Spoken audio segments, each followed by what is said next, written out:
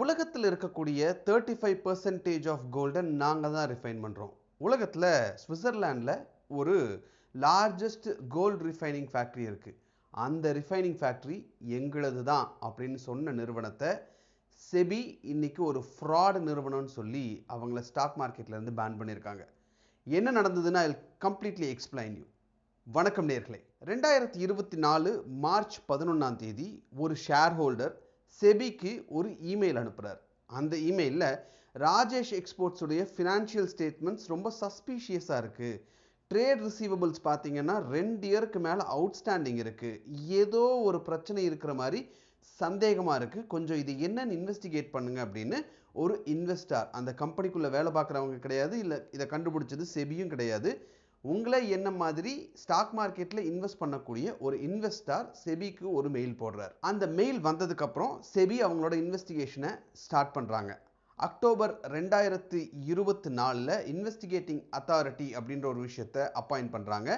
December 2024 BDO India அப்படின்ற ஒரு forensic auditing நிறுவனத்தையும் இதை விசாரிங்கன்னு சொல்லி அப்பாயிண்ட் பண்ணுறாங்க. இன்வெஸ்டிகேஷன் தொடங்குது. ராஜேஷ் எக்ஸ்போர்ட்ஸ் மிஸ்ரெப்ரசன்ட் பண்ணது 15 லட்சம் கோடி அப்படின்ற ஒரு கணக்குக்கு வராங்க. ஸோ செபி இன்வெஸ்டிகேட்டர்ஸ் என்ன பண்ணுறாங்க அப்படின்னா, டாக்குமெண்ட்ஸ் எல்லாம் கொடுங்க, நாங்கள் செக் பண்ணுறோம் அப்படின்னு கேட்டால் ராஜேஷ் எக்ஸ்போர்ட்ஸ் நிறுவனம் தரப்புலேருந்து வரக்கூடிய ரெஸ்பான்ஸ் என்ன அப்படின்னா, அந்த டாக்குமெண்ட்ஸ் இல்லை, இந்த டாக்குமெண்ட்ஸ் எல்லாம் கொடுக்குறதுக்கு டைம் கொடுங்க அப்படின்னு சொல்லிட்டு 10 டாக்குமெண்ட் கேட்டால் 2 டாக்குமெண்ட் கொடுக்கறது, இப்படி தான் பண்ணிட்டு இருந்திருக்காங்க.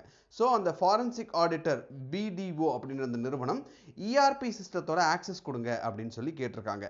இந்த இஆர்பி சிஸ்டம் அப்படிங்கிறது என்டர்பிரைஸ் ரிசோர்ஸ் பிளானிங் சிஸ்டம் அப்படின்னு அர்த்தம். அதாவது ஒரு பெரிய நிறுவனத்தில் ஃபினான்ஸ் டிபார்ட்மெண்ட் இருக்கும், ஹெச்ஆர் டிபார்ட்மெண்ட் இருக்கும், மேனுஃபேக்சரிங் டிபார்ட்மெண்ட் இருக்கும், சப்ளை செயின் டிபார்ட்மெண்ட் இருக்கும். இது எல்லாமே என்ன நடக்குது அப்படின்றத பார்க்கறதுக்கு ஒரு பேசிக்கான ஒரு சாஃப்ட்வேர். இந்த ஒரு சாஃப்ட்வேர்லேருந்து எல்லா டிபார்ட்மெண்ட்லையும் என்னென்ன வாங்கியிருக்காங்க பண்ணியிருக்காங்கன்றது எல்லாத்தையும் பார்க்க முடியும். இதுக்கான ஆக்சஸ் கொடுங்கன்னு கேட்டால் ராஜேஷ் எக்ஸ்போர்ட்ஸ் நிறுவனம் இல்லை அப்படின்னு சொல்லிட்டாங்க. சரி, அக்கௌண்டிங் சாஃப்ட்வேருக்கு ஆக்சஸ் கொடுக்க மாட்டேங்கிறீங்க, ஜேர்னல் என்ட்ரிஸ்க்கு ஆக்சஸ் கொடுக்க மாட்டேங்கிறீங்க, கஸ்டமர் லிஸ்ட்டை கொடு அப்படின்னா அதை ஷேர் பண்ண முடியாதுன்னு சொல்கிறீங்க. அதுக்கு நீங்கள் சொல்கிற காரணம் என்ன அப்படின்னா, ஸ்விஸ் லா இதை அலோவ் பண்ணுறதில்ல, எங்ககிட்ட ஸ்விஸ்ல ஒரு கம்பெனி இருக்குது, அந்த லா படி பார்த்தா நாங்கள் எங்களுடைய கிளைண்ட்ஸோட நேம்ஸ் எல்லாம் கொடுக்கக்கூடாதுன்னு சொல்கிறீங்க அப்படின்னு சொல்லி ஒரு குற்றச்சாட்டை செபி முன்வைக்கிறாங்க. சுவிட்சர்லாண்டில் Swiss federal act on data protection அப்படின்னு ஒரு சட்டம் இருக்குது. அது என்ன சொல்லுது அப்படின்னா, பர்சனல் டேட்டா, ஒரு தனி மனிதர் உங்களை மாதிரியோ இல்லை என்ன மாதிரியோ ஒரு தனி மனிதரோட டேட்டாவை கொடுக்கக்கூடாது அப்படிங்கிறத சொல்லுது. வேறஸ் ஒரு நிறுவனம், கார்ப்பரேட், இந்த மாதிரியான நிறுவனங்களுடைய டேட்டாஸ் தேவைப்படும் பொழுது கொடுக்கலாம் அப்படின்னு தான் அந்த சட்டம் சொல்லுது. ஸோ இவங்க ஸ்விஸ் லா அப்படின்னு சொல்லக்கூடிய, சுவிட்சர்லாண்ட் லா அப்படின்னு அவங்க சொல்லக்கூடிய விஷயங்கிறது கம்ப்ளீட்டாக பொய்.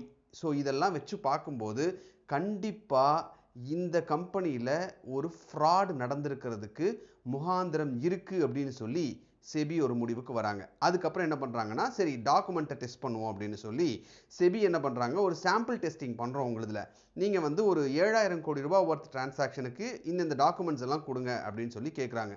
கம்ப்ளீட் டாக்குமெண்ட்ஸ் கேட்டதுக்கு அவங்க கொடுத்தது 142 கோடி ரூபாய்க்கு ஒர்த்தான டாக்குமெண்ட்ஸை மட்டுமே கொடுத்துருக்காங்க. ஸோ கேட்டதில் ஏறக்குறைய 98% டாக்குமெண்ட்ஸை அவங்க கொடுக்கல.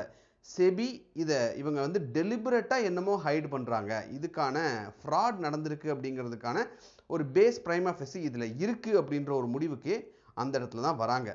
ஸோ அதெல்லாம் தாண்டி இந்தியாவோட கம்பெனிஸ் ஆக்ட் செக்ஷன் 136 படி ஒரு லிஸ்டட் கம்பெனியாக இருந்தால் அவங்களுடைய சப்சிடரியுடைய ஃபினான்ஷியல் டாக்குமெண்ட்ஸை எல்லாமே அவங்களோட வெப்சைட்டில் பப்ளிஷ் பண்ணணும். குறிப்பாக ஆனுவல் ஜெனரல் மீட்டிங் நடக்கிற 21 நாட்களுக்கு முன்னாடி இதை மேண்டேட்ரியாக செஞ்சே ஆகணும். ஆனால் இந்த ராஜேஷ் எக்ஸ்போர்ட்ஸ் நிறுவனம் ஒரு தடவை கூட அதை செஞ்சதே இல்லை. இன்ஃபேக்ட் அவங்களோட வெப்சைட்டில் அவங்க சப்சிடரி அக்கௌண்ட்ஸ் பற்றின எந்த ஒரு டேட்டாவுமே அவங்க வெப்சைட்லையும் கிடையாது.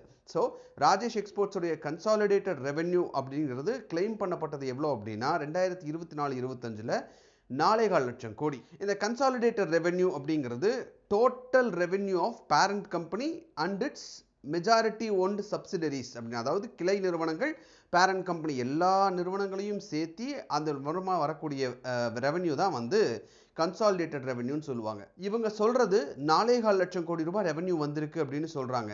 இதில் மெஜாரிட்டி ஆஃப் த ரெவென்யூ எங்கேருந்து வந்திருக்கு அப்படின்னா இவங்க ஓன் பண்ணியிருக்கக்கூடிய சப்சிடரிஸ், கிளை நிறுவனங்கள்லேருந்து தான் வந்திருக்கு. அது வந்து 4.16 லட்சம் கோடி ரூபாய், which is 98% of the total revenue subsidiaries இருந்து வந்திருக்கு அப்படின்னு சொல்லியிருக்காங்க. ஸோ செபி இதில் ஒரு சில ஃபைண்டிங்ஸை முன்வைக்கிறாங்க. என்ன அப்படின்னா 97 to 99% of consolidated revenue அப்படிங்கிறது ஓவர்சீஸ் சப்சிடரிஸில் வெரிஃபை பண்ண முடியலை. அவங்களுக்கு அந்த ரெவென்யூ இருக்கான்றதை எங்களால் வெரிஃபை பண்ண முடியலைங்கிறது finding number 1. Finding number 2, Valcambi SA அப்படிங்கிறது வேர்ல்ட்ஸ் லார்ஜஸ்ட் கோல்டு ரிஃபைனரி சுவிட்சர்லாண்டில் இருக்குது. இதை 2015 இவங்க வாங்கியிருக்காங்க. ஆனால் அந்த நிறுவனத்துடைய ஒரு வருட ரெவென்யூங்கிறது ஏறக்குறைய 3000 கோடி.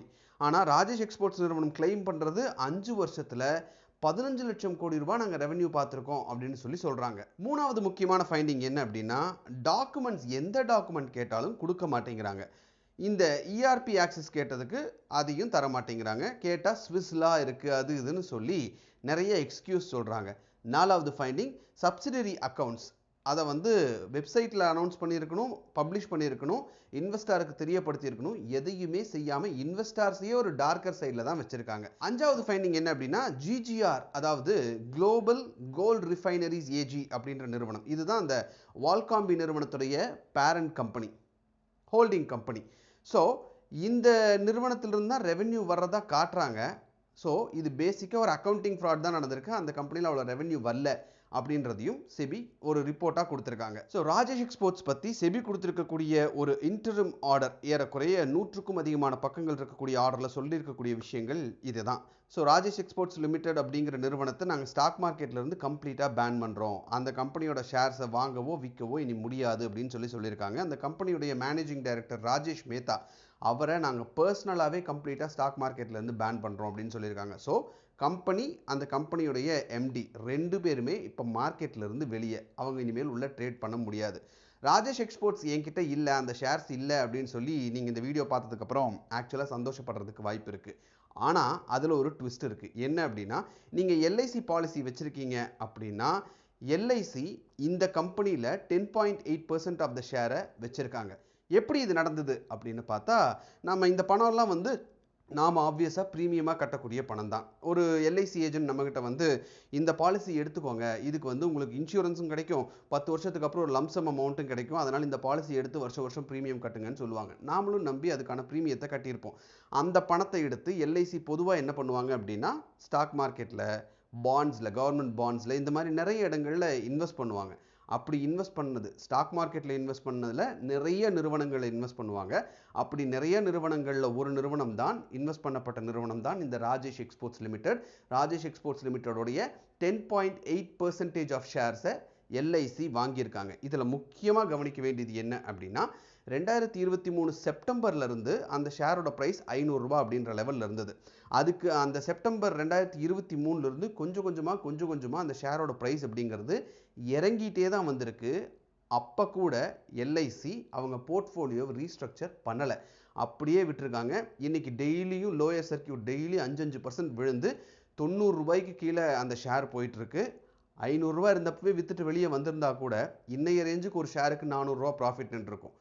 இந்த பணம் அப்படிங்கிறது பாலிசி ஹோல்டர்ஸுடைய பணம் தான் அப்படிங்கிறது தான் இதில் முக்கியமான விஷயம். பட் இந்த ஒரு கம்பெனி தோத்ததுனால உங்களோட எல்ஐசி பாலிசி இல்லை உங்களோட எல்ஐசி பாலிசி திட்டமெல்லாம் தோத்துருமா அப்படின்றது கேட்டிங்கன்னா அதுக்கும் வாய்ப்பு கம்மி. ஏன் அப்படின்னா, எல்ஐசி இந்த மாதிரி நூற்றுக்கணக்கான நிறுவனங்களில் இன்வெஸ்ட் பண்ணியிருப்பாங்க. அதில் இப்போ ஒரு நிறுவனம் தோத்துருக்கு. அந்த தோத்த நிறுவனம் எது அப்படிங்கிறது இப்போ நமக்கு வெளியே வந்திருக்கு. இந்த தகவல்லாம் வெளியே வந்திருக்கு. இன்னும் எந்தெந்த நிறுவனத்தில் இன்வெஸ்ட் பண்ணியிருக்காங்க, மற்ற நிறுவனங்களுடைய நிலை எப்படி இருக்குது அப்படிங்கிறதையும், நீங்கள் பாலிசி போட்டிருக்கக்கூடிய பணத்தை வச்சு எந்தெந்த கம்பெனி ஷேர்ஸ் எல்லாம் வாங்கியிருக்காங்க அப்படிங்கிறதையும் இன்னும் தரோவாக செக் பண்ணாதான் எல்ஐசி எப்படி இன்வெஸ்ட் பண்ணுறாங்க அப்படிங்கிறது தெரியும். ஸோ இதுதான் பேசிக்காக செபி அவங்களுடைய அந்த இன்ட்ரிம் ஆர்டரில் கொடுத்துருக்கக்கூடிய ராஜேஷ் எக்ஸ்போர்ட்ஸ் பற்றி கொடுத்துருக்கக்கூடிய விஷயம். நீங்கள் எல்ஐசி பாலிசி வச்சுருந்தீங்க அப்படின்னா, உங்களுடைய ஃப்ரெண்ட்ஸ் எல்ஐசி பாலிசி வச்சிருக்கக்கூடிய ஃப்ரெண்ட்ஸ் இருக்காங்க அப்படின்னா அவங்களுக்கு இந்த வீடியோவை ஷேர் பண்ணுங்கள். இந்த வீடியோ இன்ஃபர்மேட்டிவாக இருக்குது அப்படின்னு நீங்கள் நினச்சிங்கன்னா தயவு செஞ்சு ஸ்கூல் ஸ்டூடெண்ட்ஸ் அண்ட் காலேஜ் ஸ்டூடெண்ட்ஸ்க்கு ஷேர் பண்ணுங்கள். Let them know what is happening in the world. And இந்த வீடியோ உங்களுக்கு பிடிச்சிருந்தா இந்த வீடியோவை லைக் பண்ணுங்கள், ஷேர் பண்ணுங்கள், கமெண்ட் பண்ணுங்கள், சப்ஸ்கிரைப் பண்ணுங்கள். தேங்க்யூ.